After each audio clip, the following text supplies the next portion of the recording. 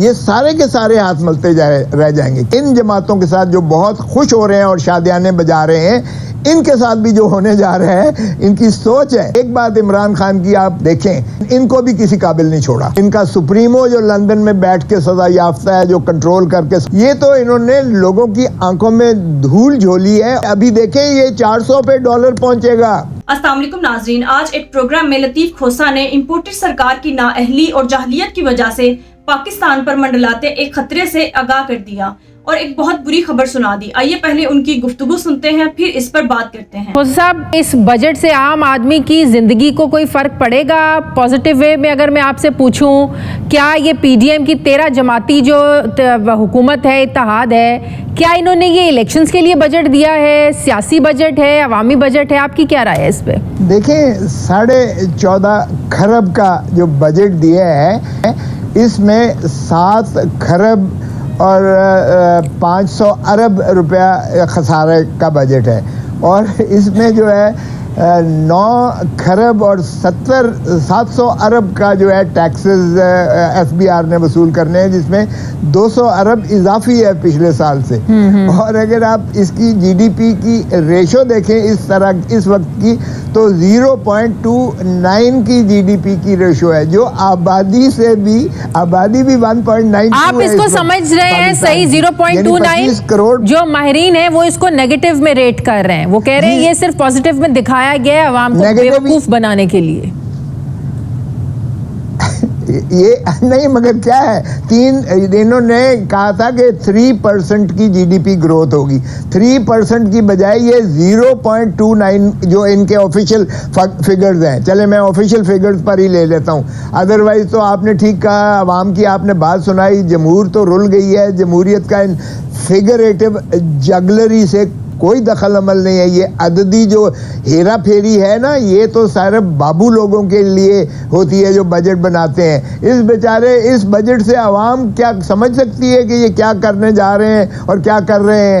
ये तो इन्होंने लोगों की आंखों में धूल झोली है। और दूसरी बात ये है कि ये अशराफिया का बजट है।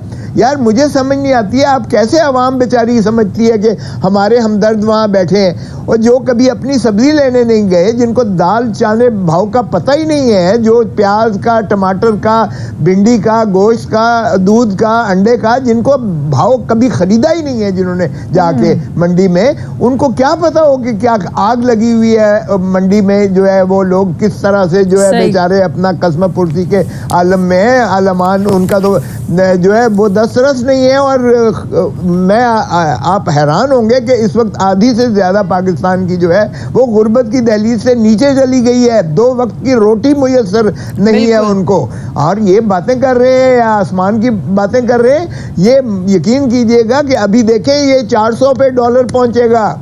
अभी तो ये 315 पे पहुंचा है ना, या 320 पे, जो कहते थे कि 240 का है और 200 पे मैं ले आऊंगा।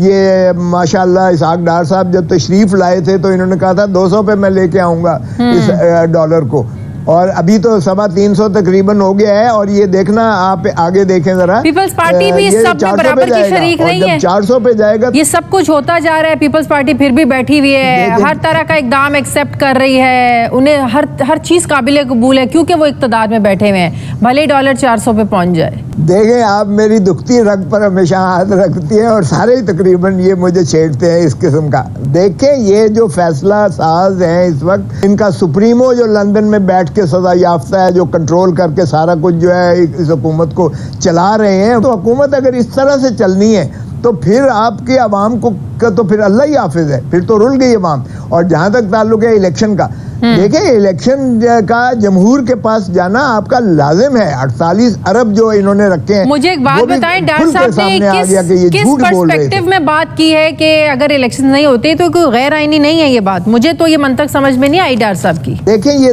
दोनों के दोनों हाथ मलते रह जाएंगे, ये सारे के सारे हाथ मलते रह जाएंगे। किंग्स पार्टी भी, तरीन की भी पार्टी हाथ मलती रह जाएगी। आप देखें तो सही, ये 12 अगस्त को जा रहे हैं, 12 अगस्त से को केयर टेकर्स आ जाएंगे। अच्छा। जिस तरह माशाल्लाह इन केयर टेकर्स के, पंजाब और खैबर पख्तूनख्वा के केयर टेकर्स के 90 दिन पूरे नहीं हुए, उसी तरह जो है केयर टेकर्स टेक्नोक्रेट आएंगे। अब जमातों के नहीं आएंगे। अब आप देख लेना, इन जमातों के साथ भी जो होने जा रहा है, इन जमातों के साथ भी जो होने जा रहा है, आप देखेंगे कि टेक्नोक्रेट्स आएंगे और टेक्नोक्रेट्स जो है वो फिर जाहिर है कि इन जमातों के साथ जो बहुत खुश हो रहे हैं और शादियाने बजा रहे हैं, इनके साथ भी जो होने जा रहा है, इनकी सोच है इसलिए क्या होने जा रहा है, क्या होने जा रहा है खोसा साहब, जरा बता दें क्या होने जा रहा है। देखें, ये तो बाहर हो जाएंगे 12 अगस्त के बाद। हाँ, नेचुरली बाहर हो जाएंगे 12 अगस्त से, तो एक दिन आगे नहीं असेंबलियां चल, अगर असेंबली नहीं है तो ये वजारत उज़्मा भी नहीं है, वजारत आला भी नहीं है,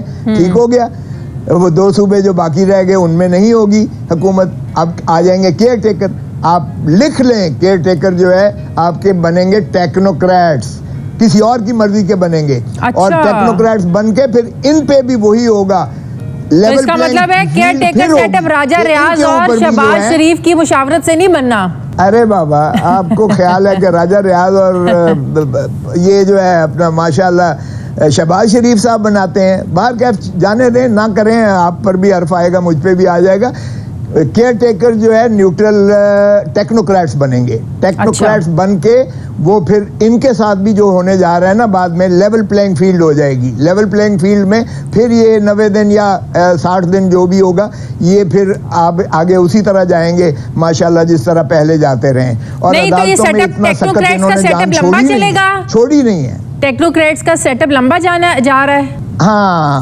हाँ, जब तक मस्बत नताइज की तवक्को नहीं होगी। और मस्बत नताइज तब होंगे जब इनके खिलाफ जो नफरत है पीडीएम की हुकूमत के खिलाफ, उसकी भी कोई और जिम्मेदारी नहीं लेगा और इन्हीं पर डाली जाएगी। वो जिम्मेदारी भी इन पर डाली जाएगी, ताकि ये जो है वो इससे मुबर्रा होकर वो कहें कि हमने तो आवाम की बेहतरी के लिए जो है टेक्नोक्रेट्स लाए हैं। अच्छा, मस्बत में वो नवाज शरीफ की सजाओं का माफ होना भी शामिल हो सकता है, जाहिर है। अब एक तो सूरत ये है कि ये हो, दूसरी सूरत ये है कि उनको भी नाअहल बाहर रखा जाए और एक नई जो है बाद में एक नमूद आए एक पाकिस्तान के लिए, एक वो क़यादत आए जो बेदाग हो, जिन पर इल्ज़ामात ना हो। क्योंकि एक बात इमरान खान की आप देखें, इनको भी किसी काबिल नहीं छोड़ा। नाज़रीन, जिस तरह इम्पोर्टेड सरकार ने इमरान खान को माइनस करने के चक्कर में जो इखलाकियात और इंसानियत से गिरे हुए हथकंडे इस्तेमाल किए हैं, गैर आईनी और गैर कानूनी तरीके इस्तेमाल करते चले जा रहे हैं, इस पर लतीफ खोसा का कहना था कि बहुत जल्द जो केयर टेकर हुकूमत बनेगी